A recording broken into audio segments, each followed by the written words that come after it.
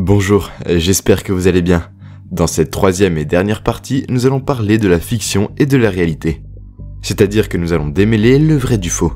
Nous allons parler premièrement du contact de l'Occident avec les pays vaudous. Ensuite, nous parlerons du sens du mot religion en pays vaudou.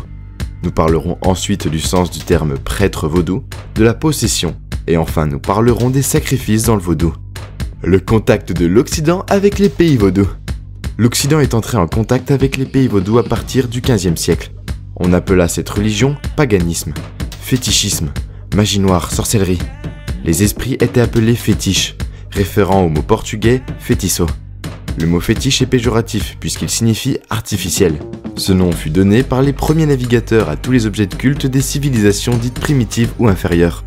En comparaison avec l'Occident considéré comme avancé et modèle du développement humain. Cet aspect négatif et péjoratif est resté attaché au mode de représentation de la pensée occidentale, opposant le culte du vrai dieu de sociétés supérieures aux idoles des sociétés inférieures adoratrices des faux dieux.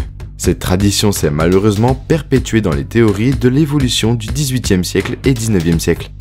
De plus, les missionnaires occidentaux, envoyés pour convertir les païens, ont maintenu, confirmé et répandu ce concept. Quel est le sens du mot religion dans le vaudou ? Dans l'ère culturelle du golfe du Bénin, quand on dit religion, on parle des croyances transmises de génération en génération et de rituels pratiqués par les adeptes pour avoir le salut attendu et espéré.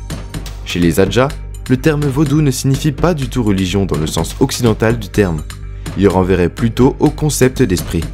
Cette confusion pèse beaucoup sur le vaudou.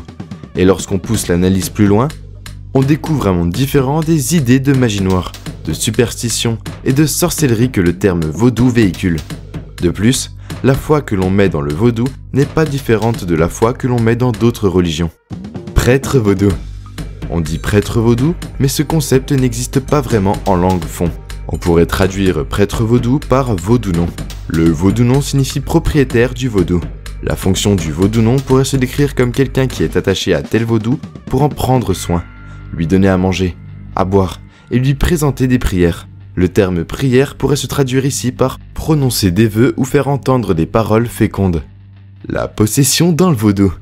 La possession dans le vaudou peut se définir comme un rituel de l'initiation, de procédés magiques et pharmacologiques pour provoquer la crise de possession des médiums par les esprits. Les ethnologues définissent ce phénomène comme un comportement culturel ou comme un comportement appris. Attention, il ne faut pas confondre la possession dans le vaudou avec la possession démoniaque telle que perçue par le christianisme ou par l'islam. Car dans le vaudou, on accepte la possession.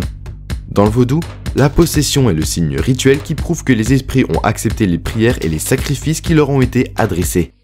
À travers la possession, les vaudous se manifestent au monde des hommes. Les sacrifices dans le vaudou. Il est important de noter que dans le vaudou, on ne sacrifie pas les humains. On sacrifie uniquement les animaux. L'animal sacrifié est donné en offrande aux esprits. Le sang de l'animal sert à vitaliser le réceptacle du vaudou. Les réceptacles, ce sont des petits objets en bois qu'on pourrait qualifier de fétiches. Le sacrifice de l'animal sert aussi à soigner en cas de maladie. Comment ? Soit en répandant le sang de l'animal sur le malade, soit en transférant la maladie du patient à l'animal.